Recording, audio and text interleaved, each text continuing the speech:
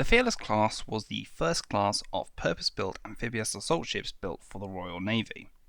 These vessels would be a two-ship strong class, designed to bring the Royal Navy into the Cold War with an amphibious assault force that was in line with the new modern doctrine.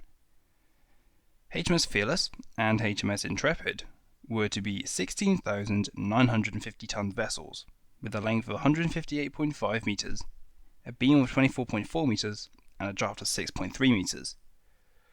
They would be the last Royal Navy vessels to be fitted with steam propulsion, and in this case they were fitted with two steam turbines, each powering their own shaft and propeller. These each produced 11,000 shaft horsepower, propelling the ships at a mediocre 22 knots. Not the fastest ships in the world, but hey-ho. The class was designed around the relatively new design of a well deck, a place where large landing craft can dock and also be transported, without the need to build LSTs. And these vessels would carry 4 LCU Mark 9s, or landing craft utilities. These vessels were also fitted with 4 large davits on the superstructure for 4 LCVP, or landing craft vehicle personnel transports. Looking into the internals of the ship, there was a vehicle deck capable of holding 15 Challenger tanks, or 27 vehicles. And like the Albion class that would succeed them, they would be able to hold up to 700 troops. Additionally to the troops, the ship's standard complement was 580 officers and ratings. Due to the lack of open source information on the radar fits for these ships, this is to my best of my knowledge. So the ships carried one Type 978 navigational radar. This operated in the India band radar frequencies with a range of up to 30 nautical miles. One Type 262 Echo Foxtrot band early warning radar, and this operated with an expected range of about 70 nautical miles. One Type 994 Echo Foxtrot band early warning radar, and this is expected to have a range of about 80 nautical miles. And all these radars and ranges are estimated based off rough estimates and calculations done by myself. The ships are fitted with the following weapon system fits: 2 40mm Bofors in 2 single mounts, one port and one starboard, capable of between 120 to 330 rounds per minute. Each mount had a traverse of 92 degrees with capable firing elevation of -20 to +80 degrees. These weapon systems could fire out to 1,021 feet per second at a maximum range of 6.48 nautical miles.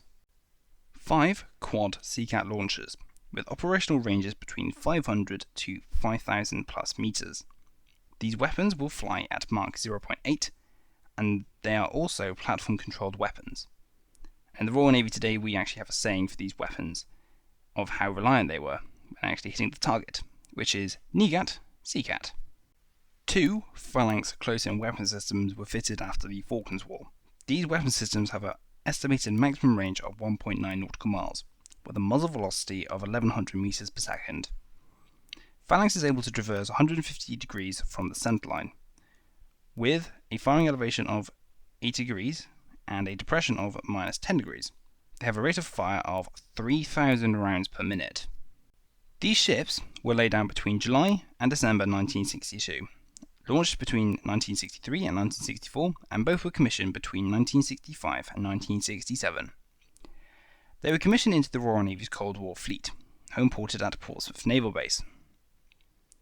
These vessels operated for over 35 years, with taskings including counter-terrorism operations in Aden, being venues for talks between Harold Wilson and Ian Smith over the future of Rhodesia, being ferries for demolition vehicles to and from Britain to Northern Ireland for Operation Oderman. Fearless was in the Bond movie, The Spy Who Loved Me. Both vessels were also part of Operation Corporate, the retaking of the Falklands Islands in 1982, where both vessels were used for the landings in San Carlos waters, landing Marines onto the beaches, to take the fight to the Argentine soldiers and retake the islands.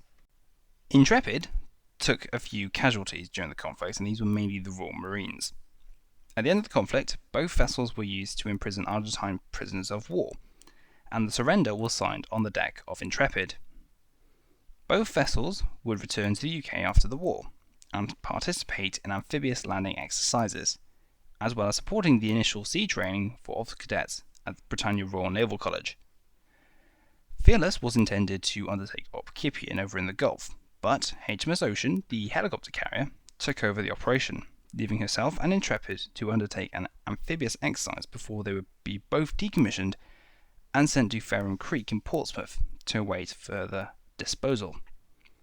Both ships will be replaced by HMS Albion and HMS Bulwark, both which are currently serving in the Royal Navy, with Albion as the flagship until Queen Elizabeth finishes Ost, and Bulwark is alongside Devonport for an extended maintenance period.